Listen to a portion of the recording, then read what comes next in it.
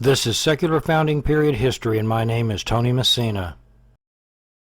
And here's another presentation of America's Lost History and a letter from Thomas Jefferson to James Heaton.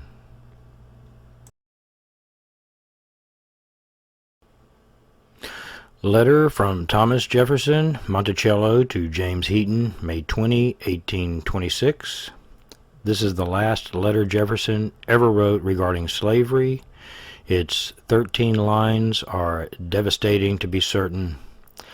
The haters will always be out there to condemn our founders for not properly dealing with ending slavery, but frankly speaking, as a student of history, it clearly appears that ending slavery could never have happened without such violence as a war. There actually was a span of time in the founding period early on that efforts were made towards ending slavery, but they all failed miserably. There is a noticeable trend of Jefferson in writing letters talking about slavery. He rarely, if ever, uses the word slavery because he dislikes it so much. Yet you still know what he's talking about.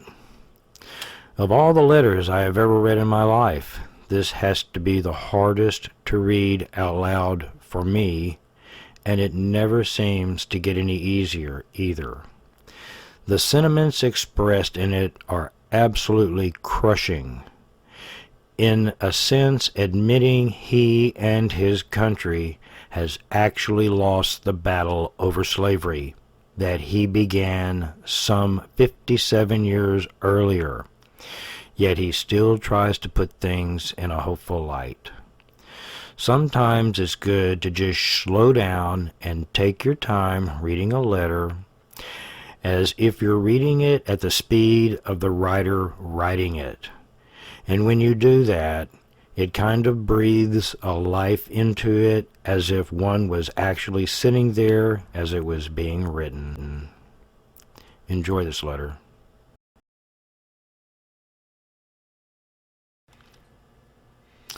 From Thomas Jefferson, Monticello, to James Heaton, May 20, 1726.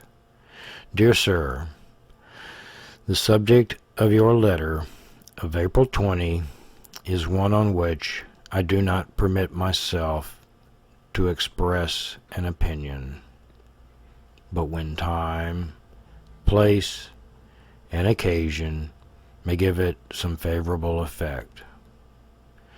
A good cause is often injured more by ill-timed efforts of its friends than by the arguments of its enemies.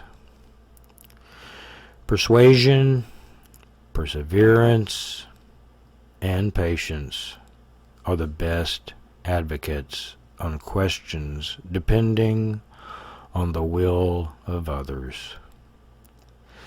The revolution in public opinion which this case requires is not to be expected in a day, or perhaps in an age, but time, which outlives all things, will outlive this evil also.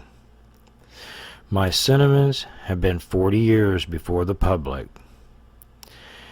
Had I repeated them 40 times, they would only have become the more stale and threadbare.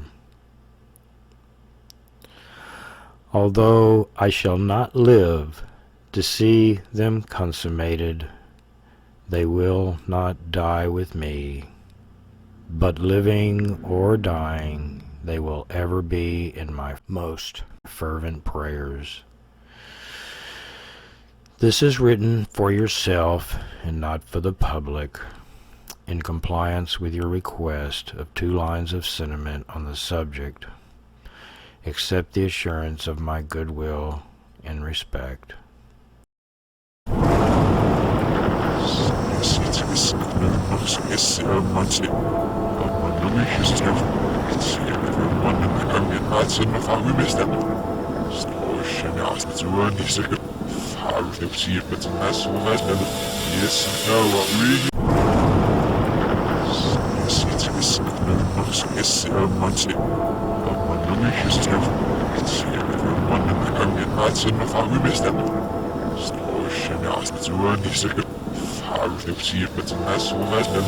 Yes, no,